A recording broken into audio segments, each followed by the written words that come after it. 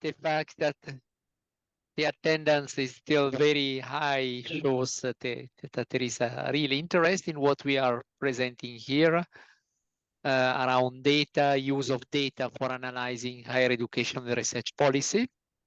Now we go. And wait, I'll send you like this.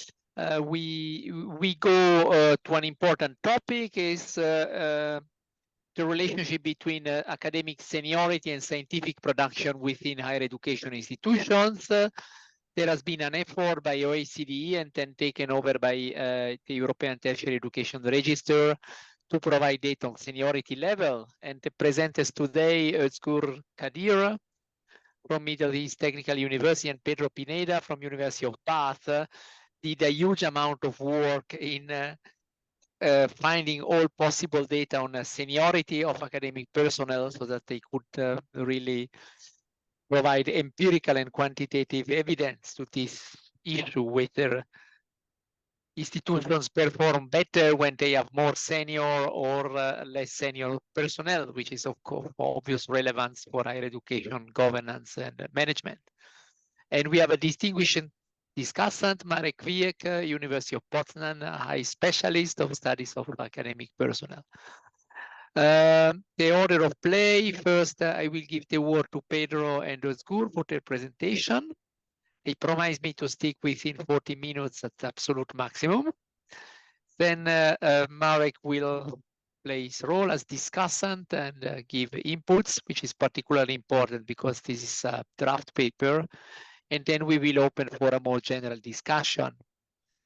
Now, rules of the play, mute your micro. But we love, if it's possible to you, to see your faces, because think of these guys presenting and not seeing, seeing just names and black squares. It's much more lively if you can keep your camera on, if it's possible. You can ask questions by raising your hands by the chat or just in the discussion.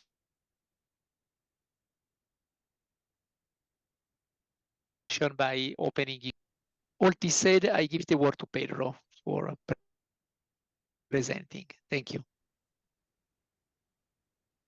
So thank you, Benedetto, and thank you, Georg, for organizing this presentation. I'm going to share my screen, and then we can just start with the topic. And it's wonderful to be here, and thank you for coming. We are investigating with Benedetto and Özgür since 3 years now, this relationship between seniority levels and scientific productivity. So the question that guides our presentation is the one you have here. Are hierarchical, diverse, and entrepreneurial universities more productive? And we have already a more or less final or preliminary draft, which we would like to share with you today. The research problem of this study is the following. We have different developments in higher education, and there is a transformation that is related to policy reforms. We know this, and we want to focus especially in 3 aspects of this development of higher education. The first one is an increase that some people perceive in some short-term employment, especially in lower positions.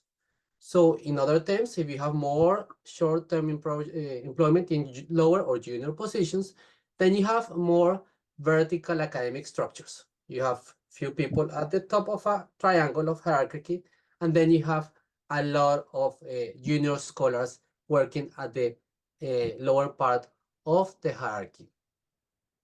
There is also interesting literature highlighting that this also is related to discontent and even strikes, as in the University of California. And you have also a second trend related to this first development, which is managerialism. Managerialism, or the influence of new public management doctrines, is also a major development in contemporary higher education.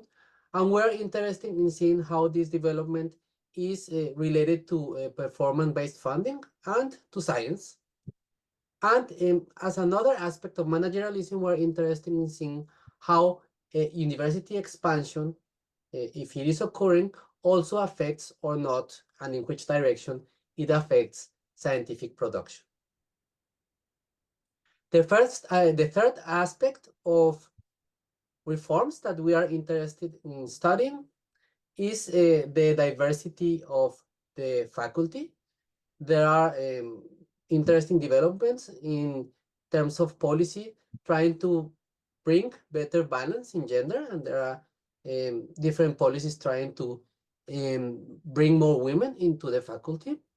There is also some literature saying, like the one of Baltaro, saying, well, we have also an increase of the diversity, but in terms of women, but not really in terms of ethnic diversity. So diversity management is the third development that we're interested in seeing and operationalizing and measuring in relation to higher education science expansion. So this derives to our main question that I already mentioned. Are hierarchical, diverse, entrepreneurial universities more productive or less productive in terms of research, especially? And we want to identify, as in the invitation for this talk of today, the organizational predictors of scientific productivity. And we know the important aspect here is hierarchy, and we as human beings have different levels of organization, of hierarchies. There is a long tradition in organizational studies seeing the different ways in which organizations can become more or less hierarchical, like in this picture where we see, we are always organized in different ways, and organizations can have different forms in which these hierarchies takes place, including, of course, universities. Our theoretical framework follows this initial interest that we have. So we are interested in social hierarchies, and the picture was showing this in a funny way. So what is hierarchies? It is the level of power, authority, and status within a university, a higher education institution. These different levels, of course, have a relationship to accessing resources, maybe embedded also with race, gender, age issues, the characteristics of the population. There is also a relationship between hierarchies and, well, in terms of higher education, we're talking about seniority levels, which is the scholarly term to talk about hierarchies. We have assistant professors as an example, and we have in senior roles full professors or even deans. And when you have, I already mentioned this, a lot of people in the senior positions, then you have a more vertical structure. But if you have a more important share of senior, intermediate, and junior positions, then you could think about a more horizontal structure in terms of the traditional characteristics that an organization can have, like in the work of Mintzberg. So this is important, an important reflection to apply to higher education and higher education policies and to scientific production, which we think is also related to this increasing trend that some see, some don't, in an increasing contracting of junior academics. There is also research preliminary to our study, which tries to bring together how people working in different levels produce more or less science or have more or less impact in their productivity. So most of this research you can see here is comparing the individual productivity of a group of scholars in different levels. What we do is different and maybe innovative in the sense that we bring the impact of different shares of senior or junior scholars into the overall production of universities. So our measure of analysis here is universities. And you have here a short summary, mostly in Italy, in Australia, and in Norway. Also in Finland, you have some studies mostly coinciding with the importance of seniority in relation to more productivity. And this is what we also think is going to occur in our data before analyzing and building the regression models that we used. We think that senior positions and more senior positions in universities is a characteristic related to increased scientific productivity. This is the hypothesis that you see down in the screen, to the left of your screen. So that is our first hypothesis. Our second hypothesis is intertwined with a lot of ideology and a lot of expectations about human diversity. But we treat this, of course, very academically. So there are books about diversity inside and outside academia, like the book of Page saying diversity brings a possibility of people thinking differently, and these different views and perspectives allows organizations to be more productive because they are more creative. So that is an important premise that some people have. And the literature in higher education says that this support for diversity is increasingly there, like in the work of Oracle and the Foundation of Diversity Offices, even in Germany. In the US, you have them before, historically speaking. And most of the literature is most about gender, saying that women in academia can have different relationships to productivity, mostly in relation to their maternity role and the maternity gap that maybe some women researchers can have when trying to engage into academia and also maintaining our work-life balance. There is still also some few research about the relationship between foreign-born researchers and how this really relates to more productivity. Our hypothesis is based in this previous literature. We first, and then again to the left side of your screens, think that if we have a higher proportion of women, we have a more open environment where these difficulties that female academics can have are being compensated. And in this way, the organization as such is more productive, and the universities that have a more balanced share of women and men are obviously also expected to have more scientific production. This is our expectation. And also our expectation is that a university having more foreign staff has more possibility to exchange ideas. These ideas are becoming part of research, publishable research, and the productivity of science is also greater. So this is an expectation that we had in the beginning of our analysis. The third development that I mentioned, which is managerialism, is certainly difficult to operationalize, but we are especially seeing this in terms of third-party funds and in terms of an enhanced proportion of faculty or weight of the administration at universities.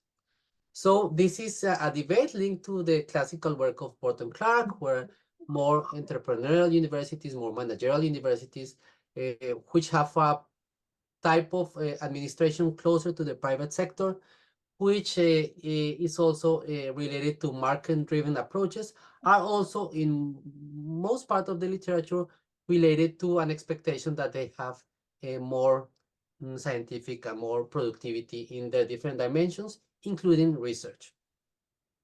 Still, there is some critical research on this, saying not necessarily this embodiment of managerial ideas into the university brings a higher productivity. So we have also research saying these resources are just being used in parallel to university activities, and they are not loosely coupled using the conceptual framework of neo-institutional theory. They are not coupled to university outputs. So following this literature, we think that we don't expect what managerialists would expect, which is, again, the third hypothesis, A and B, that a higher proportion of third-party funds and non-instructional staff, a higher, more heavy administration, is related to scientific productivity, but the contrary.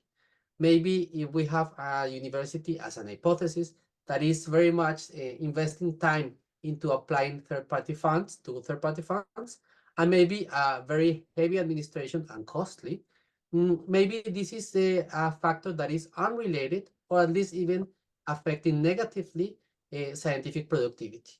So, for example, we see previous research and based in institutional theory that are also more skeptical about this taken for granted link in managerial practices and the way that universities are expanding and being more productive.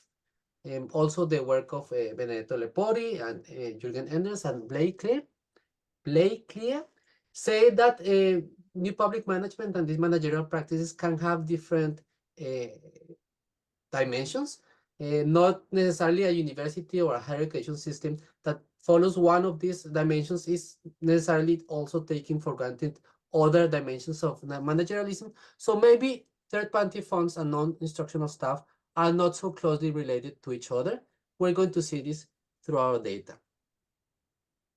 The literature on productivity is vast, and we also link and connect to other influencing factors, which include educational traditions. We don't think that necessarily these factors have a same relationship in all the countries that we investigated.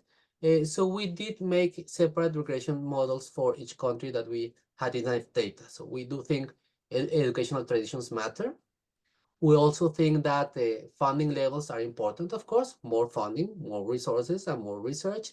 We think that also the level of intensity that teachers and academics have for teaching. So if there's a higher student to faculty ratio, then there will be also a less higher student to faculty ratio, maybe also impacting productivity. Also resources, of course, research in the US has shown is a key factor for explaining scientific productivity. So we also include this in our models, but our interest, as I mentioned, is in these other three main developments. I'll stop for a second, and now Özgür can continue presenting the method and data, and I'll come after later to talk about and introduce you to the conclusion. So please, Özgür, go ahead. Thank you very much, Pedro. Can you hear me? And I hope you can see my screen. Thank you very much, Pedro. I also thank RISIS and ETER for having us here and giving this opportunity to present our study. Sorry. Yeah. I'm going to present data and methods we used in our study. Then I will share the results, estimation results with you. Actually, we have a very low database on seniority, as Benedetto and Pedro said. Actually, Pedro collected data on academic employment by seniority ranks from national statistics offices for European countries. And we also get data regarding the academic personnel by seniority from iPads for the universities in the United States. So we combined them, then they recorded the ranks in these in our data according to OECD classification to three categories: senior, intermediate, and junior ranks. OECD, we have an exception to OECD's classification. We all include assistant and employed doctoral students under junior category. Then we merged this data with organizational data regarding universities. We retrieve it from ETER and iPads. So we can have data, organizational data to understand the relationship between seniority and academic productivity. In this research, our dependent variables, or all of, we have 3 dependent variables I am going to present, are related to publications or research. So we focus on doctoral universities in this study. We classified all the universities in our data set by using the Carnegie classification, and we only focused on the doctoral universities. They are defined as universities with which awarded at least 20 doctoral degrees annually. So our main study is, our sample is from doctoral universities. For publication, we get data from Insights. Insights is a Clarivate service. It provides data based on Web of Science, but it provided data in aggregated by institutions, locations, and scientific disciplines that fits our purpose. We only retrieve data regarding the publications on articles with up to 100 co-authors to avoid the hyper authorship. And also we only get data from articles published in journals, Science Citation Index, Social Science Citation Index, and Arts and Humanities Citation Index. Since ETHER data is available beginning from 2011, we limited our study between 2011 and 2020. Actually, we in our data set, and we combined with ETHER and iPads, we have more than 900 universities, the data on more than 900 universities, doctoral universities, from 14 countries, 13 from Europe and United States. But the data regarding revenue, non-instructional staff, diversity and organization is not available for European countries. So we had to limit our study with the estimation part. We had to limit the estimations, our estimations, with 9 countries. And still we have more than 700 universities in our data set. We used in estimations, and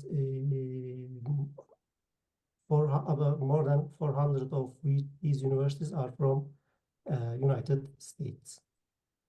I'm going to share with some charts, graphs with you to just illustrate the differences between countries and universities regarding the variables we examined. I am not going to comment on them due to time constraints, but just want to show them to how universities within countries and between countries, how universities have different characteristics.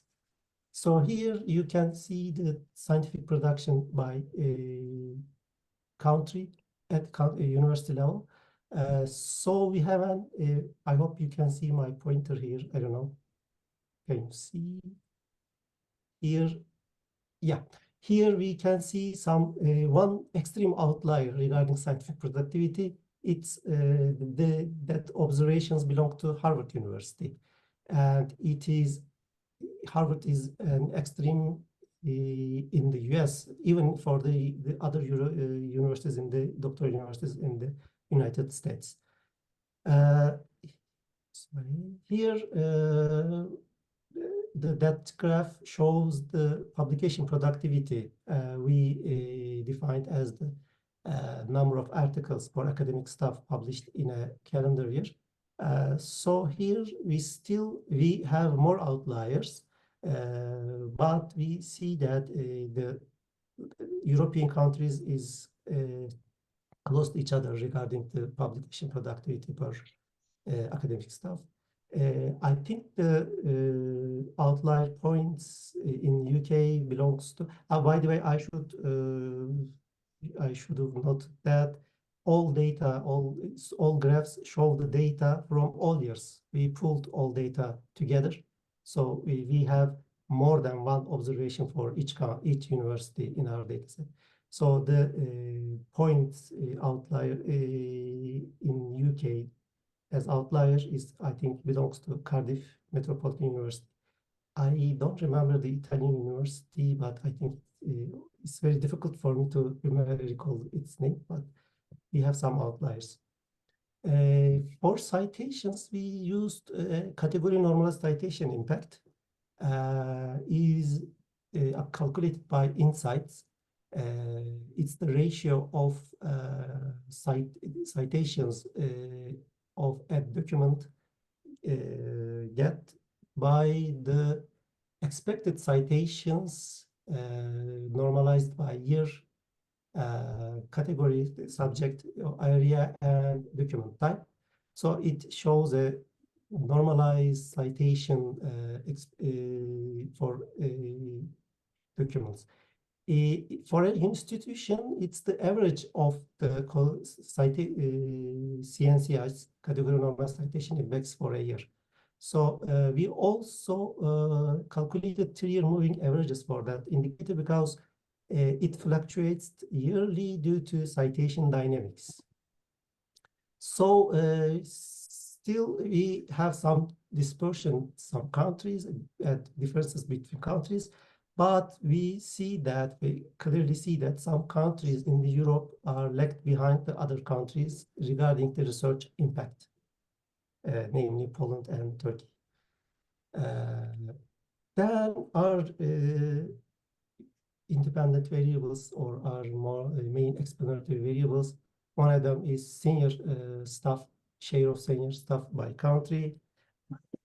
There are remarkable differences between countries regarding our explanatory variable. But it's interesting to see that in some countries, certain countries, the share of senior staff is very limited. In Denmark, Finland, Portugal, and Sweden, it's under 20%. And we have some dispersion in other countries. Share of female academics is also varied by country. I'm not going to comment about the chart. We don't have data for Finland regarding female academics. And here, the share of foreign academics, we see some differences in, as I previously mentioned, between countries and between countries.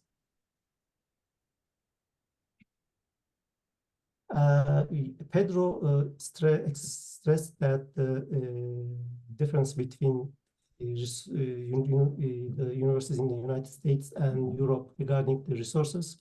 That chart clearly shows the difference regarding the resources universities have. Total revenue per student is very high in some universities, doctoral universities in the United States.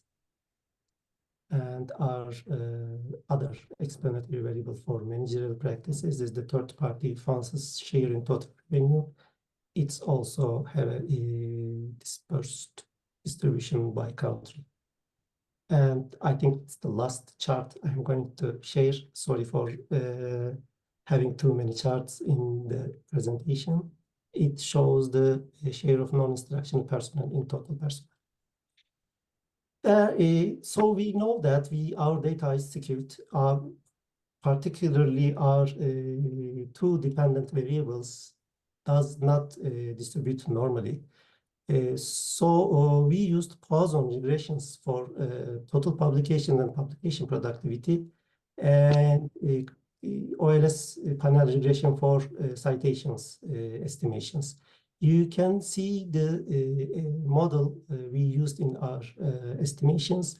We actually estimated two different models. In one model, we only used year and country fixed effects, and then we added university fixed effects to our models. So we used a full fixed effect estimation for the doctoral universities.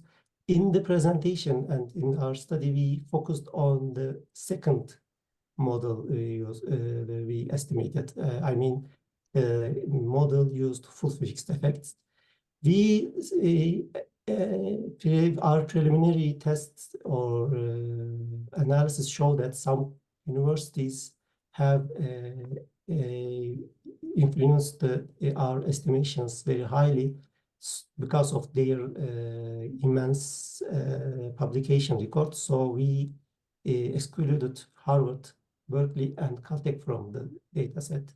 We also excluded some observations because of irregularities in the number of academic employment.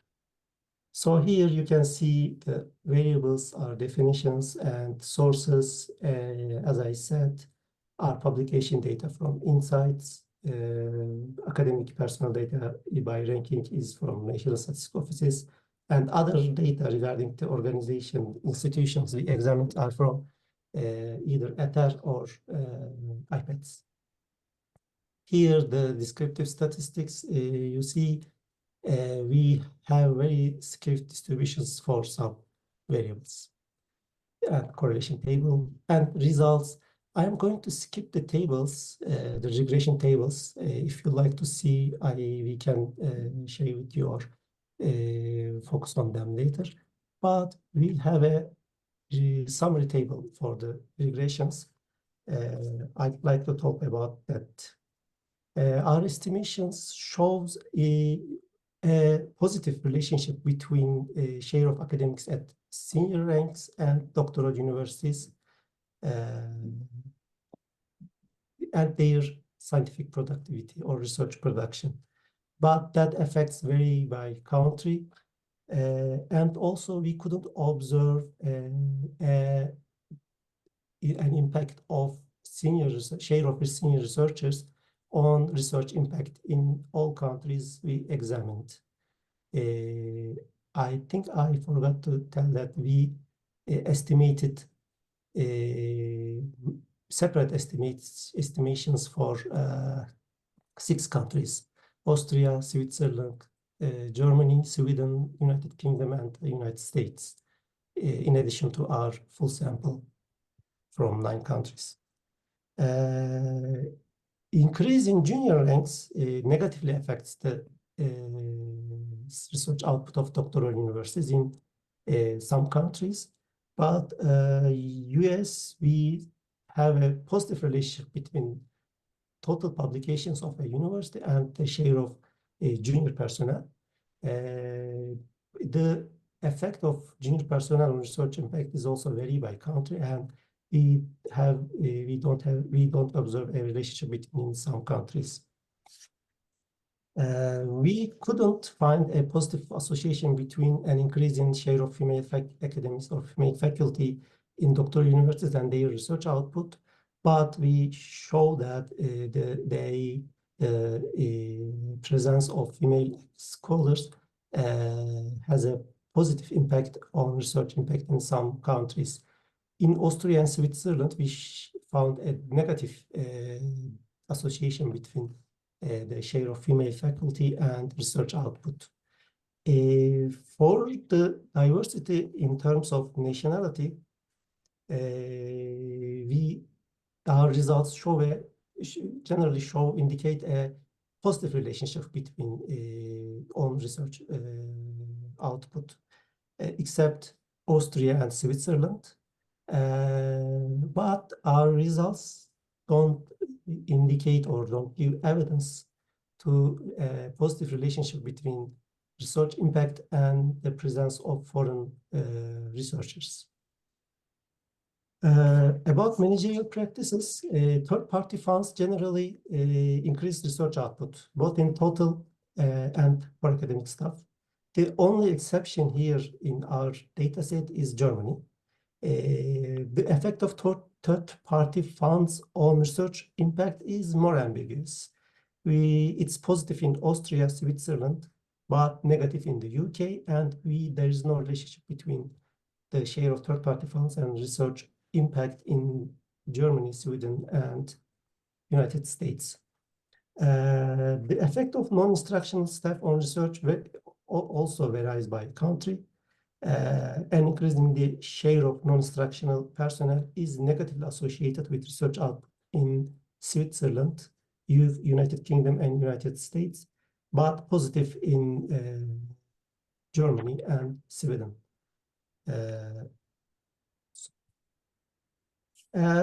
If we sum up our results according to our hypothesis, about seniority, less hierarchy means more production in general, with some exceptions. And if we focus on certain specific countries, we see that there is no relationship between senior faculty and scientific output in the United Kingdom, and there is a negative relationship between junior faculty's presence and scientific output. That implies that the intermediate rank, that shows the crucial role of intermediate ranks in research in the UK. In Switzerland, contrarily, we observe a uniform performance across ranks. The research, in terms of their contribution to the research output of university. About gender, our results don't support our hypothesis of a positive association between the presence of female academics and publication productivity. However, we found a positive effect of female scholars on research impact in Germany and United States. In contrast, in Austria and Switzerland, an increase in female academics in doctoral universities is negatively associated with research output. That imply a potential lack of support implemented by universities and governments for work-life balance in these two countries. About the diversity regarding nationality, foreign-born academic staff enhance productivity in general, but that also varies by country, and we couldn't find a relationship between these two variables for Austria and Switzerland. We observe a general trend in regarding a positive association between increase in third-party funding and universities' research outputs, except Germany. And also, it should be noted that the effect of third-party funds on research impact is ambiguous, varies by country. Non-instructional staff also changes by national and institutional context. In some context, it might detract from academic focus and may be detrimental for the research, as we observed in Switzerland, United Kingdom, and United States in our estimations. We have some limitations regarding data because we use insights data, so there might be a bias regarding research field and language. And also we are thinking that we lose some level of detail while recording and matching country-based data or merging country-based data together. Also, I am sure that there are some differences regarding the relationship between the variables we examined regarding the scientific disciplines. So Pedro will conclude our presentation. I can continue, or Pedro? You are muted, Pedro. Let me share the screen. Thank you. Okay. I am stopping share. Yeah. So just to conclude this we hope interesting analysis, just a second, we would like to come to the following conclusions. Sorry.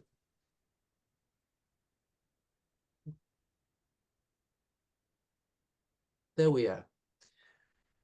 So we can come back to our initial interesting question, which is, are hierarchical, diverse, and entrepreneurial universities more productive? And we find that there are cross-national trends to this question. So there are some patterns, but of course, there are varying weights and directions across countries in the way in which these variables affect productivity. But interestingly, you can say and take away out of this presentation that hierarchies, diversity, and managerialism affect productivity. So we were right in our feeling and our guidance to investigate these issues. There were none of these variables that were significant in our models. They also have a certain level and direction of explanatory power when investigating them. So if we look at places that are different, you can say that UK and Switzerland tend to deviate from these general trends and these cross-national power patterns. As a general takeaway, we find that there is a relationship between more flatter hierarchies and more productivity. You can find that it is, even if you want to see this in a very applied and productivity-based way, it is better to have it is a very good indicator of being more productive to have a faculty that tends to be composed of people from different national origins. And then we have this classical book about how diversity brings new ideas in organizations from Page, which also seems to apply here. And in terms of managerial practices, we can support Benedetto Lepori's and Jürgen Ender's analysis. These variables tend to affect and exist differently. So if you talk about new public management and you talk about managerialism, and you bring the two variables that we used, which are third-party funds and the administration, well, they differ. The correlation, even as you see, is only of 0.24. So this means that some universities might be more heavy in their administration, maybe less dependent on third-party funds, and the relationship between these variables and productivity also varies, which is what we found. So managerial practices are multidimensional and affect productivity differently. You could go, of course, you have to bring these variables and these discussions nationally, but you could have ideas about how this relates to policy implications. So you can have a national policy of having more flatter hierarchies in some places. In other places, like in Switzerland, we saw that doesn't play a role in productivity. Well, I'm not saying to do the contrary, but I mean, it is information that is useful to have these interesting policy discussions about contracting new faculty and the regulations that are behind them in places where this is very contentious, like in Germany and in Switzerland nowadays. So enhanced diversity could be a possible decision, even at the level of faculty or universities. If you know this is related to more productivity, well, you can have a certain kind of policy in this relationship. Most places don't have. It is often not even a topic, so I think it's an interesting data set and the results to fuel this discussion. When we talk about women, we see that they affect productivity in different ways. In Austria and Switzerland, it is not the case well, it is the case that more women and more proportion of women are not related to more productivity in a way that maybe other complementary policies in terms of social security and maybe even more promotion should be further discussed while bringing this data set and this discussion into the national level, of course. And the topic of administrative expansion is also interesting, and not always does this affect the productivity in a positive way. So there is also an interesting discussion to be made behind this trend of increasing or not administrative expansion.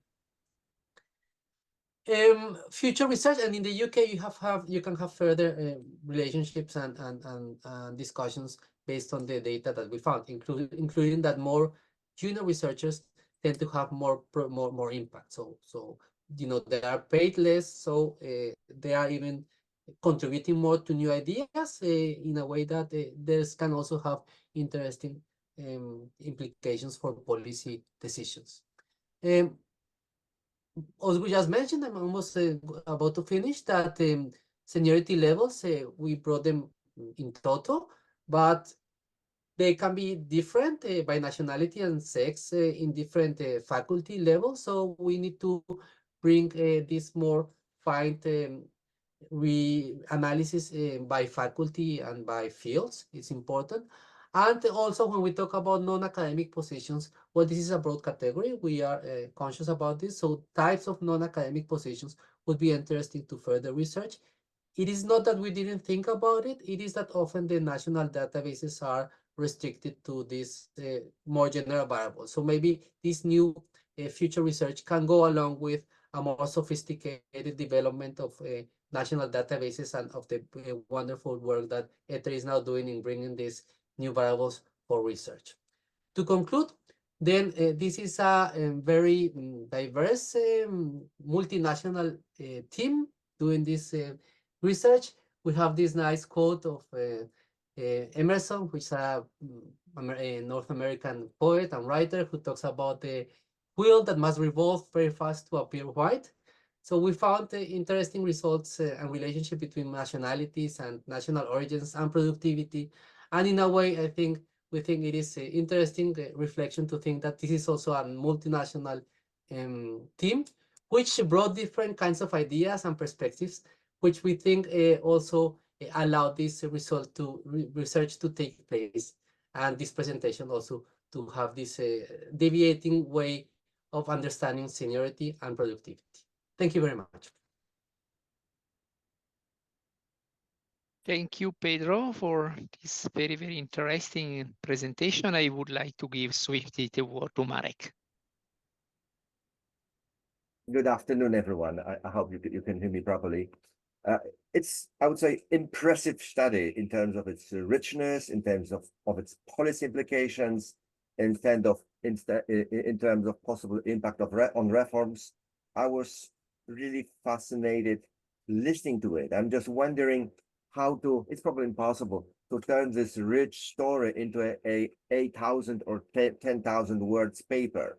So I can imagine one paper, but probably a couple of more papers would be more desirable. We can see different stories. One story is about seniors in academia, seniors in productivity. Another story is about diversity. There's management of diversity, women, and internationally born scientists within European countries and in the US. This is a different story. And finally, entrepreneurialism. And from my hearing, looks like the senior story is the most powerful.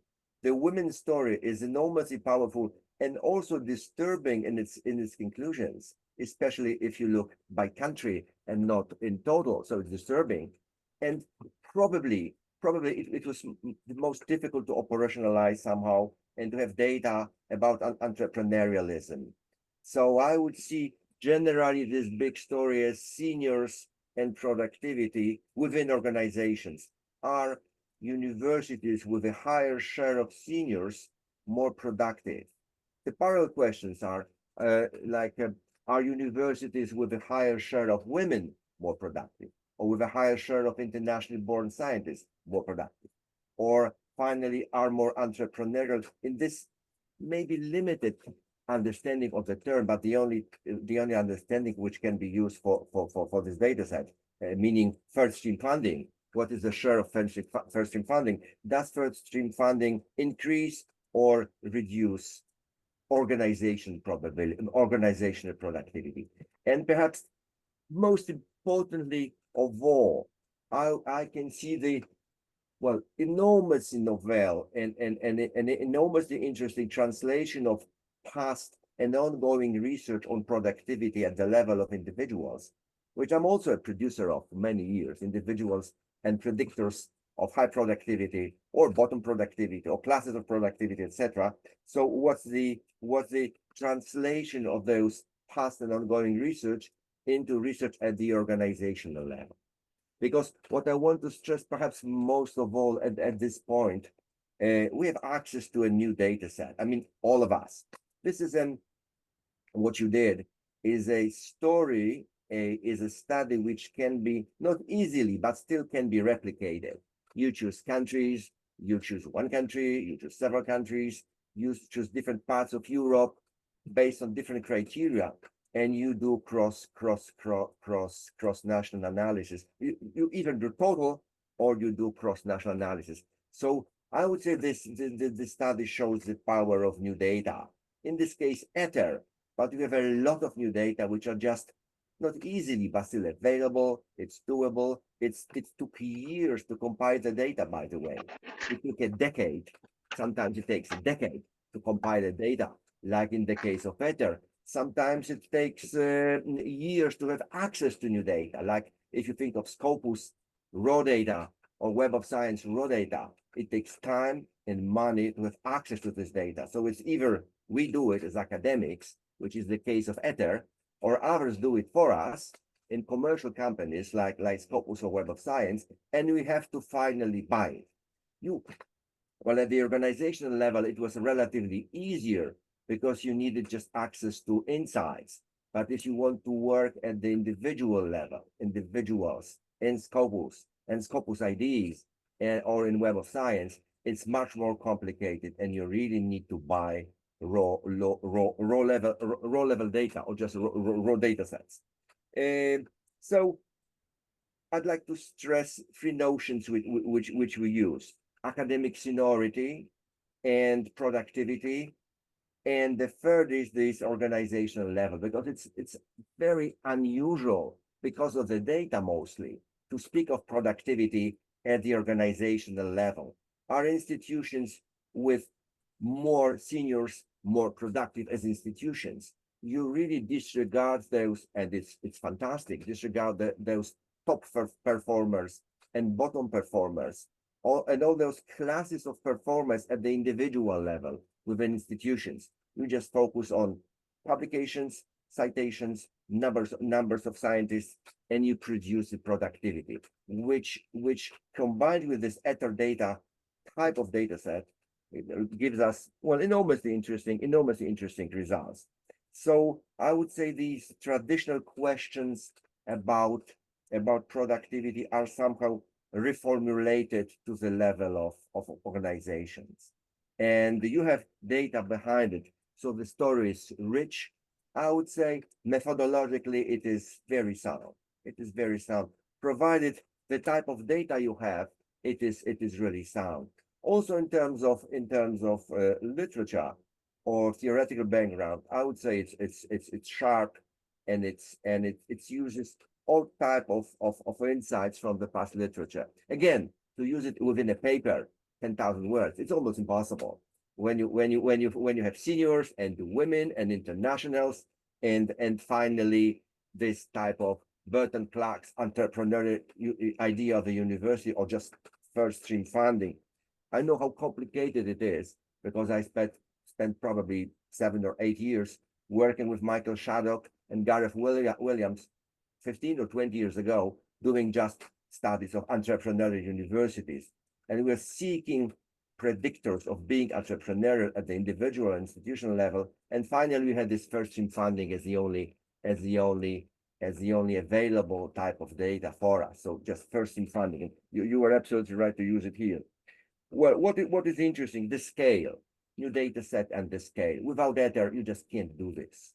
It's just impossible. So this is a combination of, I would say, bibliometric data sets, in this case, Web of Science, and academically driven, done by us within ether, us academics in the past 10 years, data about higher education institutions. We know how difficult it is to produce this type of data like ether. I was part of a national team for Poland, and I know how complicated are questions about who is senior and who is junior, and what is university and what is not, what is doctoral level and what is not, and how to deal with big samples and smaller subsamples per country. So again, I congratulate the ether family to have this available to all of us. Now, I wanted to also stress, I would call it awareness of the methodological limitations of this study. You are absolutely aware what is missing and why, and what could be done in the future. Just to give you an example, we work within institutions but we know that institutions in different countries have different mixes of academic disciplines. For instance, in Germany, it's engineering, a lot of engineers who produce differently and have productivity different from, say, Poland or Eastern Europe, where humanities, which are cheap, are overrepresented compared with, say, engineering in Germany. So all those, productivity issues are related to seniority, but also to those mixes of fields and disciplines. And different mixes are available in different countries. So, high productivity in one country, maybe because of this type of disciplines rather than other type of disciplines overrepresented, compared with other countries where humanities are first not represented in Web of Science or Scopus, but also second, really with small teams. So productivities are just different by discipline, not only by country, but by the structure of disciplines within countries.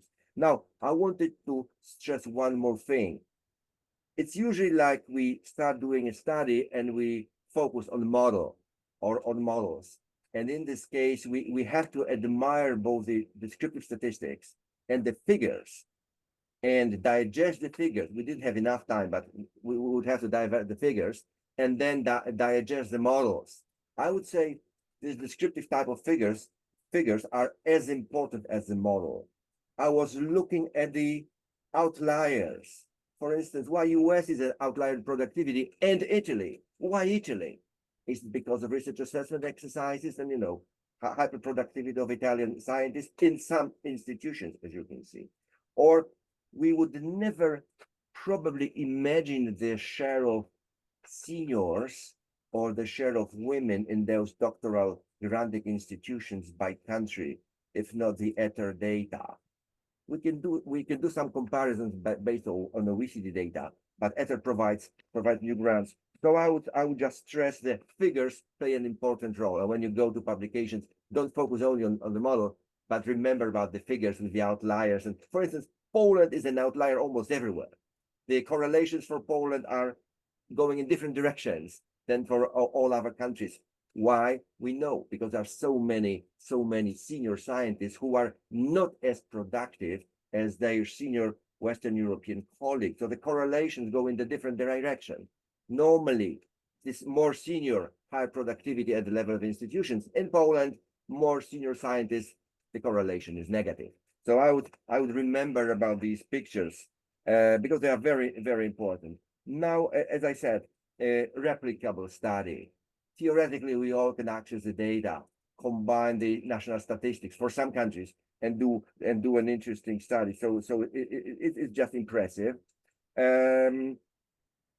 I was very much interested how you will deal with this gender or diversity management, because it's a hot topic, politically loaded topic. You mentioned ideology around. Yes, I do a lot of studies around women in science, also at the OECD level and in Poland, and results are always somehow disturbing.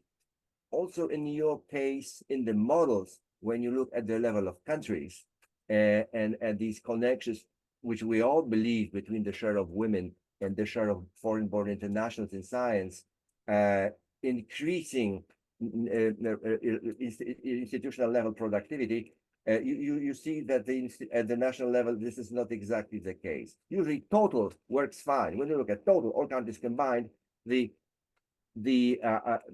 relationships are as we were on thinking, but when you focus on countries, it's not exactly the case. So this women in science has important policy implications, policy connections. I'm wondering how you will deal with it in a publication. And one final point, a marginal point. I don't think this flatter hierarchies is as intuitive as you say. You somehow equate a higher proportion of senior scientists with flatter hierarchies. It's somehow counterintuitive, I would say. I would say normally flat hierarchy is it's not in numbers, but it's rather in terms of types of employment statuses. It's not, if you have many seniors, it's not really flat. I would say it's even vertical, because the tops. There are many at the top, and there are not so few at the bottom who are in precarious situations, underfunding, with short-term employment contracts. So generally, this flatter versus less flat is somehow, to me, counterintuitive. Finally, I like this conclusion that generally managerialism or academic entrepreneurialism decreases productivity. I mean, this is a powerful message from the study, that the more you squeeze scientists and the more third funding is available around, which is obviously competitive, but it squeezes all of us because it's temporal for 2-3 years or so, the smaller the smaller productivity at the institutional level is. And this impacts UK mostly, the Netherlands, and other countries which are more managerial and more entrepreneurial than others. So I found it enormously interesting. And the total versus countries, this is the very last reflection. Yeah, it's interesting how you will play in the publication the implications and results for the total, which are clear, and therefore many countries, sometimes big countries, just influence the total. So you have plus, positive correlation for 2-3 countries, and the total is plus. But when you look at the level of countries, in half of them, or the majority of them, the relationship is zero, correlation is zero, or just insignificant, or even negative. So it's an interesting task for the future. Thank you so much. It was a rich, impressive study.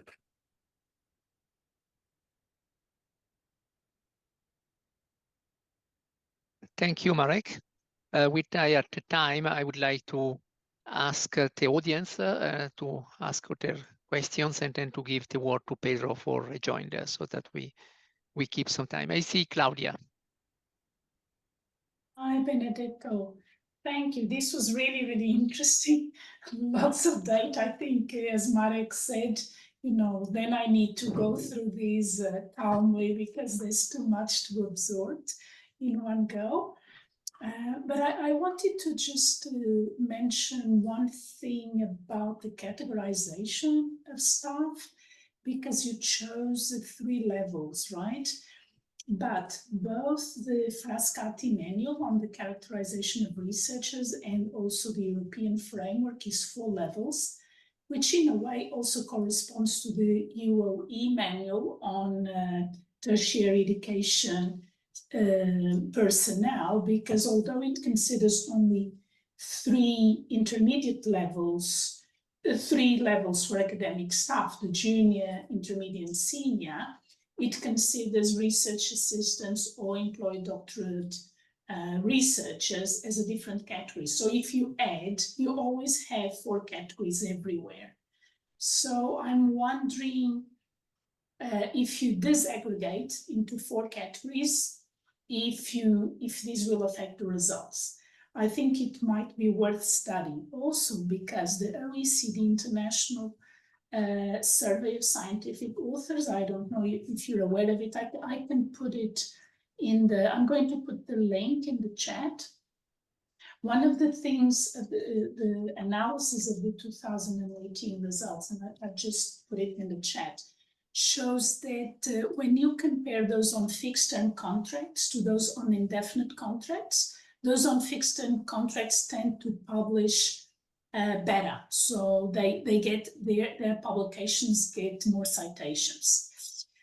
So, and I would say these would probably, this fixed term might map into that category of people that you've aggregated with those, say, for instance, already on tenure track. So junior, but already on tenure track, which is different from, say, the others that are on fixed term contracts. So I'm just wondering, if you want to disaggregate and see what happens.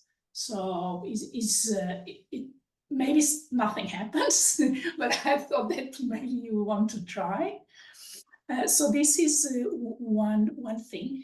The other thing is nonlinear effects of non-instructional staff, because you found out that you know, in some cases, if you have too many, you know, if the share of non-instructional staff increases, that has a detrimental effect on productivity, right, of research. But you have some exceptions, and I'm wondering if there's some nonlinear effects, right? If you have too many, there's a problem, but also if you have too few, then you don't support enough the research endeavor, and maybe that's why in your, I think there were 2 cases that were atypical. So I'm just wondering if you can check for nonlinear effects. Just another thing about nationality, Austria and Switzerland were also atypical, right? Okay, so I remember in Austria, a conversation I had with some colleagues in Austria where they said their international people were not really international in the sense that they were mostly Germans. So they were focused on just one nationality. So it might have to do something with that as well. So they all Germanic, and so they international stuff, they're inflated by the fact that they just get a lot of Germans, but not really others. So there's really no diversity in there. So these are the things that I could think of that you might want to have a look again. Thank you, Claudia. Other questions or comments? On my side, I have, of course, I'm involved in the work, but I have a couple of questions and a couple of comments. My main question is about the UK, which seems to be completely outlying. So for example, if you look to publication productivity by seniority, okay, Switzerland is non-significant, but it's a small country, it's only 10 cases, you might still accept this. But the UK is completely an outlying. So the question is whether you have an explanation, because my baseline explanation is that there might be some problems with the data. And you should, it would be important to rule out this before starting speculating about questions. My other comments are, I basically agree with Marek. That's something we need also to discuss together, whether all these stories or these elements should go into a single paper, or maybe, for example, the third-party funds share, there is a rich literature on that, so it's not so overly original, results are not so visible, so this might be maybe dropped. Also because I tend to agree with Marek that some more descriptive analysis will be needed, especially because otherwise reviewer might simply not believe in the data, because the seniority level data would be considered by reviewers as too problematic to be used for anything. So I think that's my main comment in general, but I would like to ask you also about UK, because you are in the UK, Pedro, and either you have a data and explanation or you must have a real strong explanation for something different. Thank you. Sure. I give you back the floor. Thank you. So let me go on the inverse order of the 10 questions and comments that we had and pick some. Just starting with the UK, we can check for the data. The fact that more third-party funds is related to is unrelated to more impact productivity is something that I would tend to support according to my experience. There is a critique about the lack of and the type of funding research that's being funded in the UK. It is possibly or maybe the case that it is not the most original citable research. So there is a policy discussion on papers we can check for this. Benedetto, thank you. We are going to check the data as well and have a better explanation. Thank you. The main comment that we got for all of you, and thank you very much for all your comments.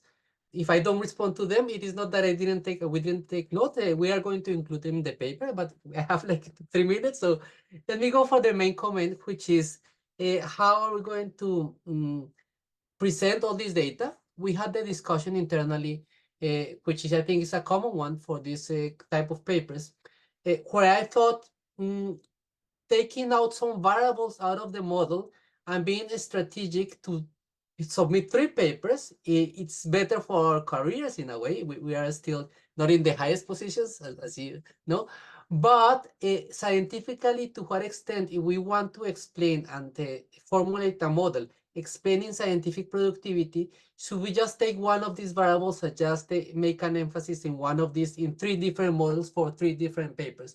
So we thought that the alternative to your suggestion could be to have a very good paper about the descriptives by country, one that could be would be this paper, which has the complete model, and maybe another paper where we are going to have the development of hierarchies and of seniority levels as an outcome variable. So we would have a different distribution than the one that you suggested to us.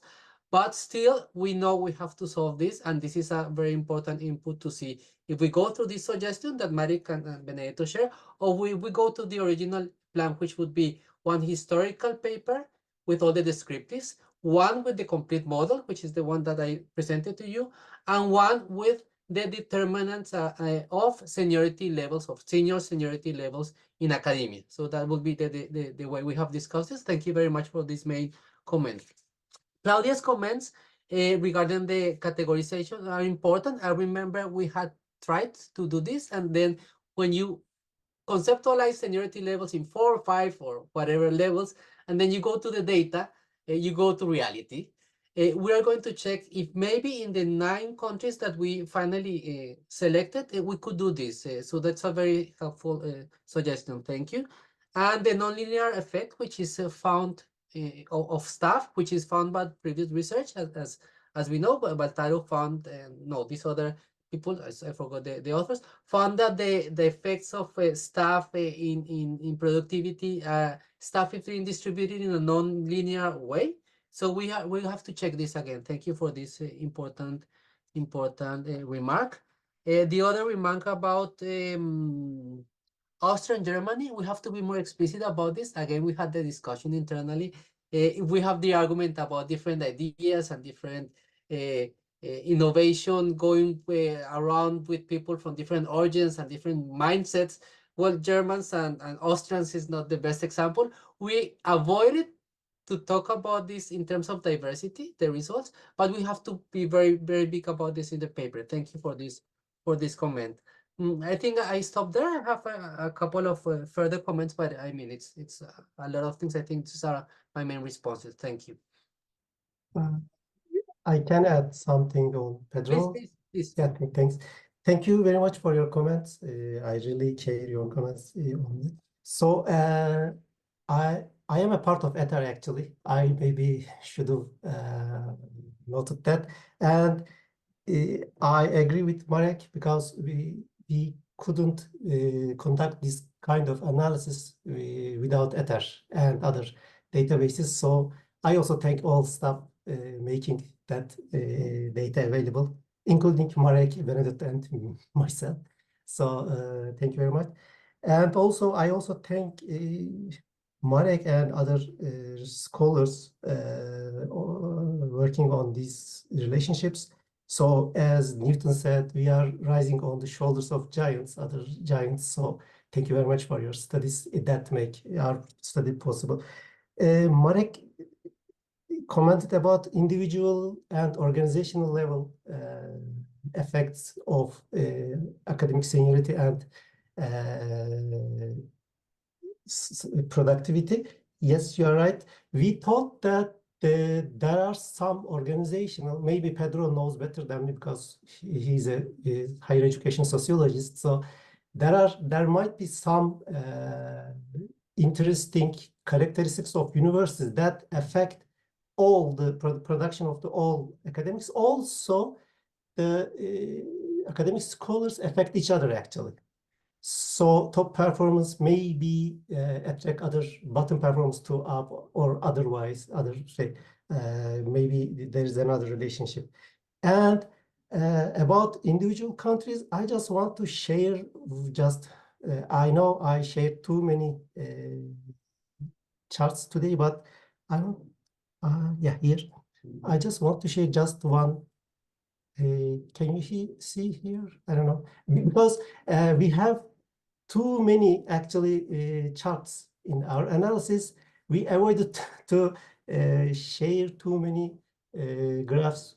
So yes, the relationship between scientific academic seniority and publication productivity varies by country. As Marek said, we see a negative relationship in Poland. But I should note that the regression lines here is very simple. Only the country effects is controlled, other effects are not controlled. So other our characteristics of universities are not controlled.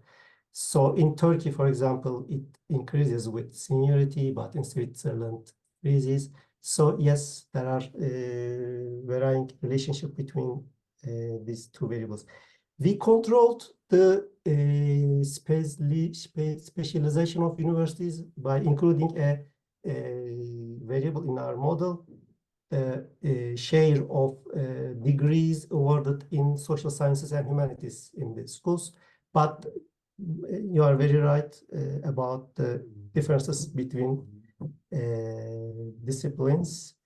I think that's all I can comment. Sorry, let me check my notes.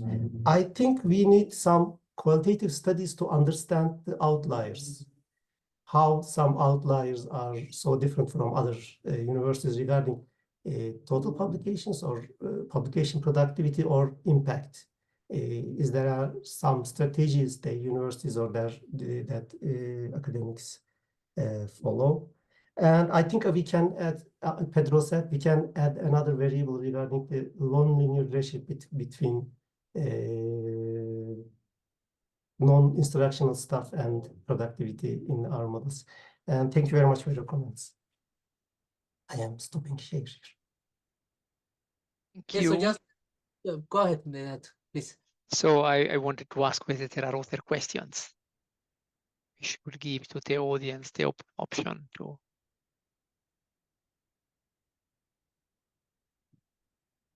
No, then Pedro, so Claudia, you wanted to ask. It's just some speculation about the UK, okay? Just some speculation. So out of the knowledge that I have, what could be different about the UK? The UK is probably the most marketized system of the ones that you've analyzed, where there's a strong incentive towards teaching students and international students and having, and so maybe the incentive structures are different. I'm not sure. It's just some ideas. It's a bit different from, say, the continental European ones. So I don't know. Maybe this can play a part. It's just what I can think of. Yeah, I suggest to explore well the data because in part you are looking to the cross sections or the data. Then when you run a panel model with fixed effects, it's about the change over time, and this might be very different. So I would at least check whether you find the same effect in the cross section and in the panel or not, because this might be a starting point. And I would not believe too much in cross sections exactly because of definition of senior academic staff are so different by country that it's very difficult to believe to this data. So the panel seems to be more reliable, but then have a look because the observations are not that many. So you can look what happened in the data, and of course, what should be checked is that there are not been changes in definitions over time, because this might strongly affect the panel data, of course. Pedro, back to you, the word for a last. Yes, so the UK, to respond to these two comments, is an interesting case which we have to further look at the data as you suggest. Thank you. Still, given the preliminary results that we have, they are not completely outside our hypothesis, which really questions some of the understandings that people often have about these relationships. So people would think more senior, more production. The UK data doesn't show this. Could it be the case that we're talking about mechanisms of social reproduction behind accessing the professorial positions, which are not necessarily related to more scientific production? That would be an interesting interpretation. The second point, people think more third-party funds means more money and more scientific production, but we find that in the UK, this production is not more citable. Can it be the case that the funding mechanisms are not directed towards certain more productive, innovative research? There is, again, literature questioning the dynamics of research funding, and there may be also an academic explanation if the data is correct. Thank you. Thank you, Pedro. Just a quick addition to Pedro. Maybe the research conducted by third-party funding is industrial research in the UK in Nature, so it's not publishable. So what I have to say, and I will give you my comments in written form, you cannot submit to a journal with these maybes. Because it's exactly what you get by reviewers say, come back, reject the paper, and you restart developing a sound theory, which comes back to what Marek said, and I fully agree that maybe you should reduce the scope of the paper in order to allow for going deeper, because if the suspect, and I might well accept that reality is more complicated than more senior, more productivity, because you might think it depends on what means senior. If a senior is nominated at 45 years old, it may be more productive, but if you nominate senior at 60, maybe they are just ending their career. So if things are more subtle, there should be space in the paper to elaborate the subtleties ex ante, and not to say we discover that the data tell us that the story is more complex, because reviewers will not be happy with that. But I'll give you the comments in written. Now my duty is to open to the next seminar. So 24th of April, same time, we have a very interesting seminar on factors influencing the mission of universities, which is a very original combination again, using large-scale data analysis, so topic modeling of mission statements on one hand, and combining with Ether data for modeling, for creating the model. So it's a nice example of how you can combine the very stupid Ether data, which is just numbers of students, etc., with more subtle analysis of characteristics of universities. So I really wish to see you again for the next seminar. And thank you to Marek, and thank you especially for Pedro and Özgür for the presentation and for their indefatigable work in this complex data structure. Thank you very much. Thanks. Have a nice afternoon. Bye-bye. For your comments, very much. Bye-bye. Thank you very much. Bye-bye. It was great. Thank you. Bye-bye. Bye. I'm grateful for you. Thank you.